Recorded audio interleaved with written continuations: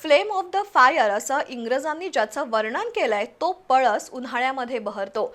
पळसाला संस्कृतमध्ये पलाश म्हणतात. त्याचा अर्थ फुलांनी डवरलेला पळस असा होतो. सध्या हा पळस गगनबावडा तालुक्यातील अणदूर, शेनवडे, खोकुर्ले, असळस, धुंदवडे, जरगी या परिसरात बहरलाय.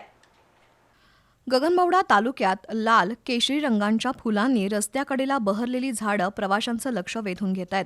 तर पक्ष्यांची किलबिल फुलाभोवती गुंजारत आहे. सध्या थंडी ओसरायला लागली असून वसंत ऋतूची चाहूल लागल्यानं पानगळीनं झाडं बोडकी होत आहेत.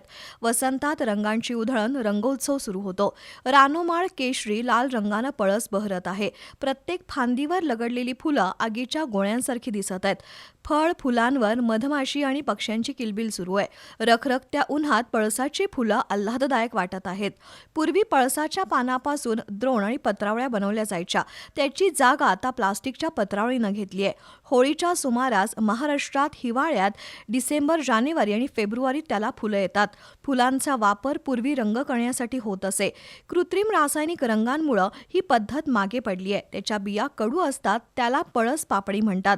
त्याचा औषधी उपयोग आहे. अक्षय तृतीया आणि दसरा सणात घटस्थापने दिवशी पत्रावळीचा वापर आवर्जून सर्वत्र होतो. रखरखत्या उन्हात पळसाची फुलं लक्ष वेधून घेत आहेत.